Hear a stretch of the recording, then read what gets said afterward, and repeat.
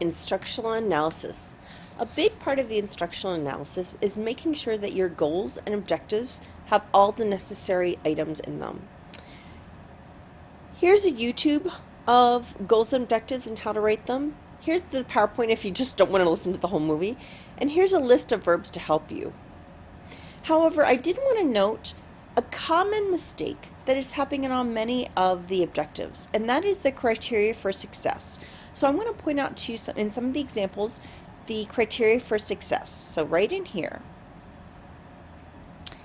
in this sample, using Bridge Design website resources and the Bridge Design log as a guide, students will be able to identify and embed a picture. Now, that so far is what they're going to do, what the resources are, what the conditions are. Here's his criteria for success. 6 types of bridges and truss designs. So even though it's not a percentage, he's saying what success is here. And this one is 4 bridge types into the log design. Okay? And so, and here, in this one, it could be argued, does he have the criteria for success or not? Let's look at this.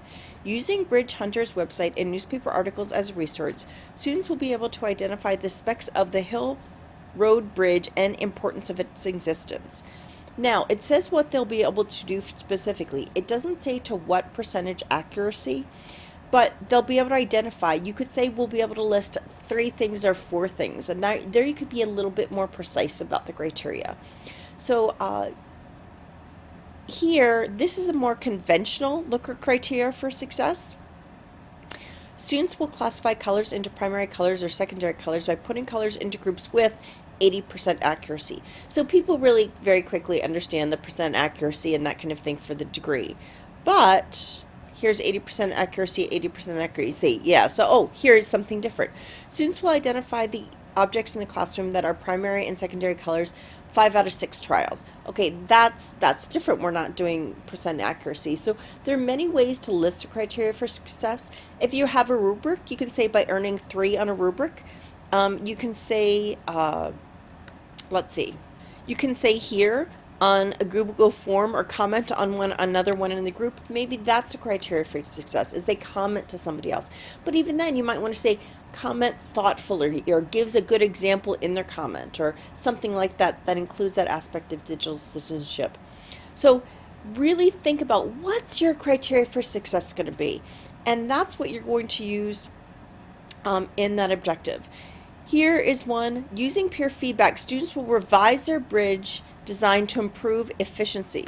So again, we're not saying exactly how, but why or how to improve efficiency.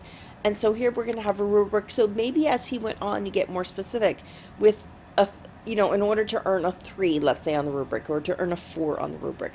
And that might be, what you put in your objective. So I hope that makes a little bit of sense with objective writing. Objective writing can be very tricky.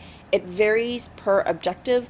Your criteria for success is going to vary per objective, and how you write it, using the verb that you really want to use, explaining the conditions that you really want to do. That's all quite tricky. So good luck in writing them, and we'll help you out so we get to where we want to go.